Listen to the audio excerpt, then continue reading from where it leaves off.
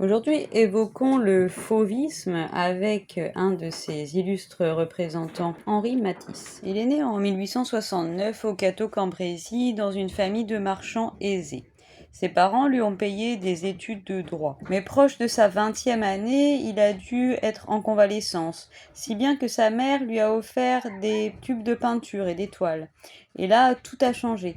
À partir de cet instant, il n'a plus voulu aller à l'université, mais plutôt se former à la peinture, à l'Académie Julian. Et là-bas, à Paris, il va rencontrer la jeunesse de l'époque, les impressionnistes, les néo-impressionnistes. Au début de sa carrière d'ailleurs, il tentera le divisionnisme, avec cette toile Luxe calme et volupté, tirée du poème de Charles Baudelaire, Invitation au voyage. Mais lui qui réfléchit beaucoup sur son travail n'est pas satisfait.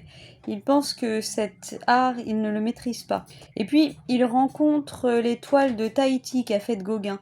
Et là, c'est une révélation. Cette couleur, il doit se libérer par la couleur. Alors observons la femme au chapeau. Cette toile a été exposée au Salon d'automne de 1905. Et comme nous l'avons vu hier, c'est alors qu'est apparu le terme de fauvisme. Cette toile a fait scandale. Certains riaient, d'autres voulaient la lacérer. Et toujours ce bon mot, oh, il s'agit d'un pot de peinture jeté au visage du public. Mais que voyons-nous ?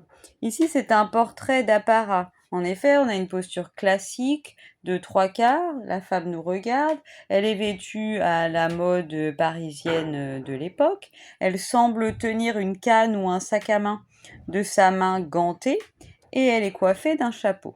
Mais avant tout ici, elle est représentée par des aplats de couleurs vives, explosives, presque criardes. Les formes sont simplifiées, le dessin s'efface au profit de la couleur. On ne perçoit ni volume ni profondeur. C'est presque une ébauche de l'abstraction. Toutes ces caractéristiques sont typiques du fauvisme. C'est son épouse Amélie qui est représentée ici.